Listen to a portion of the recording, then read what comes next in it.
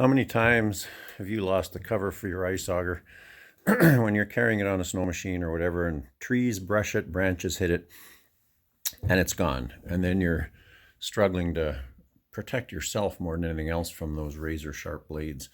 Anyway, I've lost so many I can't count, so I finally said, what am I doing here? It's time to do something so I don't lose my auger cover anymore.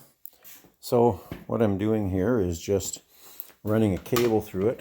I pounded a little end on the cable, ran it through a hole in the auger cover, and this is just 5/32 or 1/8 cable. You could use a piece of wire, you could use whatever you want.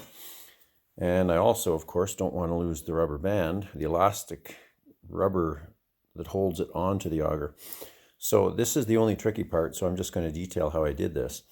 I drilled a hole through the end, and this is just a punch. You could use a screwdriver, but it needs to have a flat end.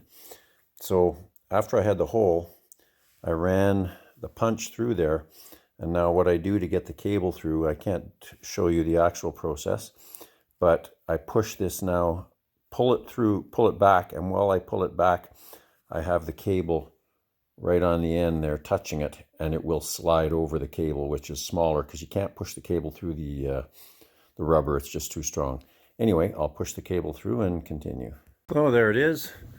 The cover is on the auger, and as you can see, I've run the cable, and I put a carabine clip on it so I can just clip it to anything I want on my machine, and just like so.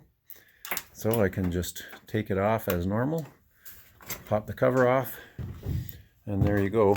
There is a cover that I'm never going to lose my elastic or my cover again. And I can't tell you how many of these things I've lost. Trees all falling down the winter, and it just hits one tree and it's gone, and you're chasing it again. So anyway, hope that helps someone. Very simple. You could do it a million ways, but that's how I did it. And if you liked the video, please consider liking it and subscribing. Thanks.